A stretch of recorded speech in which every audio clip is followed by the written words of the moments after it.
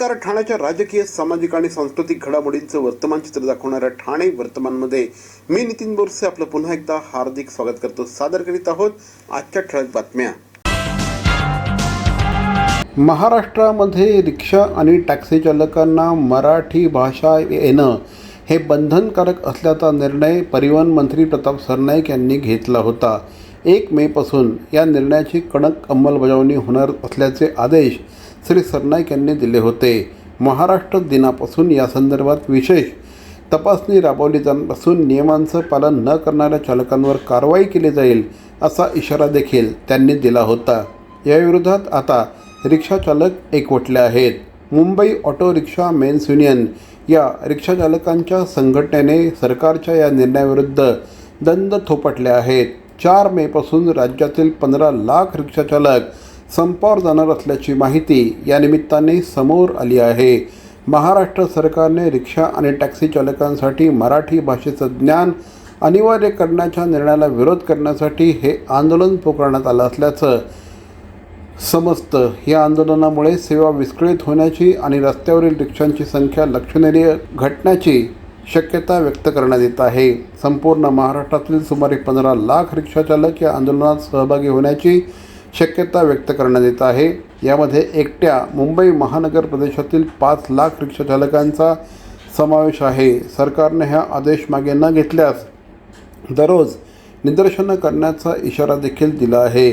आंदोलन सुरू करण्यापूर्वी युनियन 28 एप्रिल रोजी महाराष्ट्राचे परिवहन मंत्री प्रताप सरनाईक यांना निवेदन देणार आहे. 1 मेपासून हा नियम लागू होण्यापूर्वीच तो मागे घेण्यात यावा अशा प्रकारची मागणी आता रिक्षाचालकांनी केली आहे. दरम्यान परिवहन मंत्री प्रताप सरनाईक यांनी घेतलेल्या निर्णयाला सोशल मीडियामधून मात्र प्रचंड मोठ्या प्रमाणामध्ये पाठिंबा मिळतो आहे. विशेषतः मराठी भाषिक जनतेकडून या निर्णयाचं खूप स्वागत केलं गेल्याचं चित्र सध्या सोशल मीडियावर बघायला मिळतं आहे. अनेक नेटकऱ्यांनी परिवहन मंत्र्यांच्या या निर्णयाला पाठिंबा देखील दर्शवला आहे. महाराष्ट्रामध्ये आपण राहतो, ज्या राज्यामध्ये राहतो त्या राज्याची भाषा आलीच पाहिजे अशा प्रकारचा सूर आता सोशल मीडियामध्ये उमटू लागला आहे. सोशल मीडियामध्ये अनेक जण व्यक्त होत आहेत. व्यक्त होणाऱ्यांमध्ये ज्या प्रतिक्रिया येत आहेत त्या प्रतिक्रियांच्या अनुषंगाने सर्वसामान्य जनतेला परिवहन मंत्र्यांचा हा निर्णय पटला असल्याचं सध्या निदर्शनास येत आहे. दरम्यान महाराष्ट्र नवनिर्माण सेनेचे ठाणे पालघर अध्यक्ष श्री अविनाश जाधव यांनी देखील या निर्णयाचं स्वागत केलं आहे.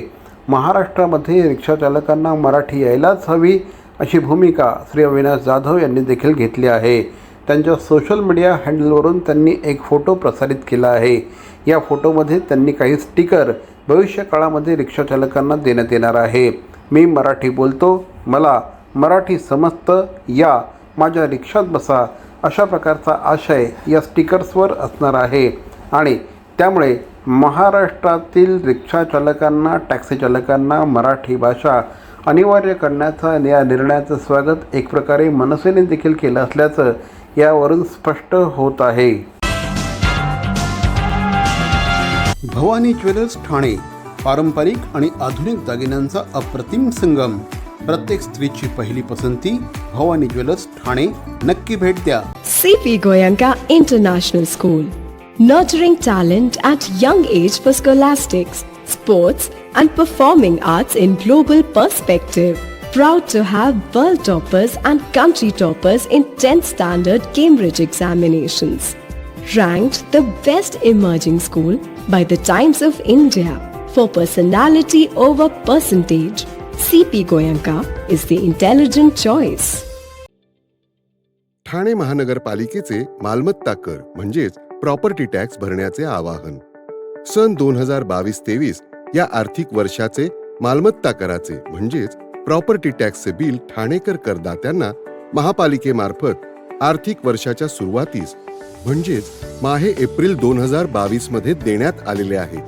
तथापि अद्यापही काही करदात्यांनी मालमत्ता कर महापालिकेकडे जमा केलेला नाही. सध्या आर्थिक वर्षाचा अंतिम टप्पा सुरू झाला आहे.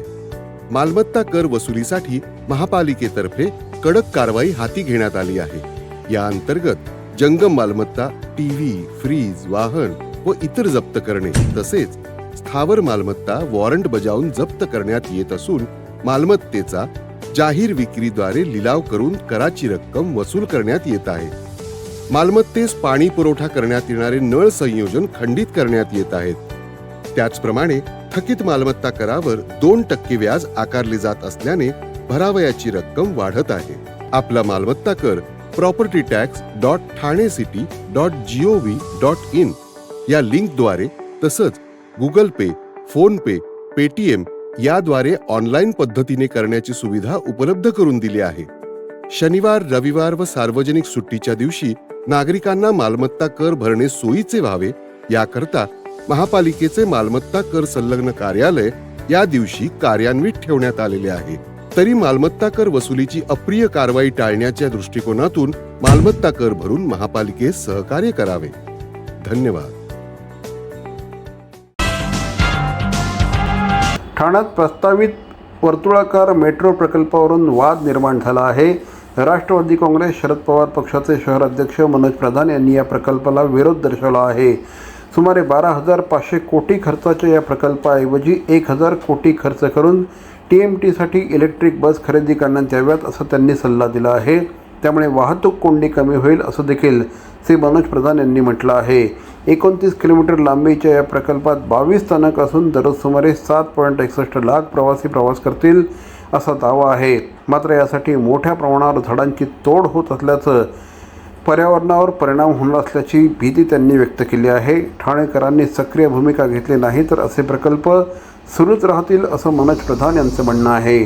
की 10 वर्षापूर्वी चालू झालेला मेट्रो 4 आणि मेट्रो 5 अजून चालू झालेला नाही. कामाची किंमत दुप्पट झालेली आहे. इथे तुम्ही सर्व्हिस रोडवर साकेत पासून आनंदनगरला जोडायचं काम सुरू केलं आहे. आज घोडबंदर रोडला पोचायला आपल्याला 1 तास लागतोय चेकनाक्यावरून. आणि असं असताना आता रिंग रेल्वे म्हणजे जे छोटे रस्ते आहेत त्या रस्त्यावर तुम्ही खोदकाम चालू करणार. एक बॅरिस्टर नाथपै रस्ता आहे ज्याच्यावर मी स्वतः राहतो, त्याला 3 सिग्नल लागतात. आज ते सिग्नल क्रॉस करायला मला 3 सिग्नल क्रॉस करायला मला अर्धा तास जातो आणि त्या रस्त्याच्या मध्यभागी तुम्ही परत खणणार आहात. म्हणून माझा ह्या 12,200 कोटी रुपयाच्या प्रोजेक्टला कम्प्लीट विरोध आहे. माझं म्हणणं आहे की त्यापैकी 1,000 कोटी जर तुम्ही परिवहनला दिले आणि बस सेवा, अगदी इलेक्ट्रिक बस सेवा जरी चालू केली तरी त्याचा फायदा या ठाणेकर नागरिकांना होईल. ठाण्यात प्रस्तावित वर्तुळाकार मेट्रो प्रकल्पावरून वाद निर्माण झाला आहे. राष्ट्रवादी काँग्रेस शरद पवार पक्षाचे शहर अध्यक्ष मनोज प्रधान यांनी या प्रकल्पाला विरोध दर्शवला आहे. सुमारे 12,500 कोटी खर्चाच्या या प्रकल्पाऐवजी 1,000 कोटी खर्च करून TMTसाठी इलेक्ट्रिक बस खरेदी करण्यात याव्यात असा त्यांनी सल्ला दिला आहे. त्यामुळे वाहतूक कोंडी कमी होईल असं देखील श्री मनोज प्रधान यांनी म्हटलं आहे. 29 किलोमीटर लांबीच्या या प्रकल्पात 22 स्थानक असून दररोज सुमारे 7.61 लाख प्रवासी प्रवास करतील असा दावा आहे. मात्र यासाठी मोठ्या प्रमाणावर झाडांची तोड होत असल्याचं, पर्यावरणावर परिणाम होणार असल्याची भीती त्यांनी व्यक्त केली आहे. ठाणेकरांनी सक्रिय भूमिका घेतली नाही तर असे प्रकल्प सुरूच राहतील असं मनोज प्रधान यांचं म्हणणं आहे. ठाणे महानगरपालिका क्षेत्रातील नाले सफाई दरम्यान नाल्यातील विद्युत केबल्स अडथळा ठरत असल्याचं निदर्शनास आलं आहे. यावर उपाय म्हणून महापौर शर्मिला पिंपळकर यांनी संबंधित विभागांना तातडीची उपाययोजना करण्याचे आदेश दिले आहेत. नाल्यातील केबल्समुळे कचरा अडकतो आणि पाण्याचा प्रवाह अडतो. तसंच सफाई दरम्यान कामगारांना अपघात होण्याचा धोका निर्माण होतो. त्यामुळे सर्व कंपन्यांनी त्यांच्या केबल्स एकत्रित करून सुरक्षित ठिकाणी हलवाव्यात असं सांगण्यात आलं आहे. भविष्यात नाल्यातून केबल न टाकता भूमिगत व्यवस्था करण्याचं देखील या निमित्ताने सांगण्यात आलं आहे. जुन्या ठाण्यातील 50 वर्ष जुन्या आणि जर्जर मलनिस्सारण वाहिन्यांमुळे नागरिकांना मोठ्या समस्यांना सामोरं जावं लागत आहे. या पार्श्वभूमीवर आमदार संजय केळकर यांच्या पुढाकाराने या वाहिन्या बदलण्याचा निर्णय घेण्यात आला आहे. केंद्र सरकारच्या अमृत योजना 2 अंतर्गत सुमारे 350 कोटी रुपयांचा निधी या कामासाठी मंजूर करण्यात आला आहे. पावसाळ्यानंतर या प्रकल्पात सुरुवात होणार असून 1.5 ते 2 वर्षात हे काम पूर्ण होण्याचा अंदाज आहे. शहराची वाढ लक्षात घेता सध्याच्या अरुंद आणि अपुऱ्या वाहिन्यां वारंवार गळती होत आहे. त्यामुळे आरोग्याचा प्रश्न निर्माण होतो. नागरिकांच्या तक्रारीनंतर या कामाला गती मिळाली आहे. या योजनेबाबत माहिती देण्यासाठी संयुक्त बैठकीचं आयोजन करण्यात आलं होतं. प्रकल्प यशस्वी करण्यासाठी लोकसहभाग महत्त्वाचा असल्याचं श्री केळकर यांनी म्हटलं आहे. ठाणे महानगरपालिका क्षेत्रात वाढत्या उष्णतेमुळे पाणीसाठा झपाट्याने कमी होत असल्याचं प्रशासनाने महत्त्वाचा निर्णय घेतला आहे. महापौर शर्मिला पिंपळकर आणि आयुक्त सौरभ राव यांनी नागरिकांना पाणी बचतीचं आवाहन केलं आहे. त्यानुसार शहरातील सर्व्हिस सेंटरमध्ये वाहनं धुणे साफसफाईवर 10 जून 2026 पर्यंत तात्पुरते निर्बंध लागू करण्यात आले आहेत. धरणातील पाणीसाठा घटत असून विहिरी आणि कूपनलिकांची पातळी खालावली आहे. त्यामुळे नागरिकांनी पाण्याचा काटेकोरपणे वापर करावा असं प्रशासनाने स्पष्ट केलं आहे. नियमांचं उल्लंघन करणाऱ्यांवर महाराष्ट्र महानगरपालिका अधिनियमांतर्गत कारवाई करण्यात येईल असा इशारा देण्यात आला आहे. तर मंडळी, या होत्या आजच्या ठळक बातम्या. आजचा एपिसोड आपल्याला कसा वाटला आम्हाला जरूर कळवा. आमचा पत्ता आहे Dadoji Konde stadium, shop number 16, Khatan road, Thane पश्चिम. दूरध्वनी क्रमांक 9820939420. तर मग पुन्हा भेटू उद्या याच वेळी याच ठिकाणी ठाणे वर्तमानमध्ये. तोपर्यंत धन्यवाद. जय हिंद, जय महाराष्ट्र.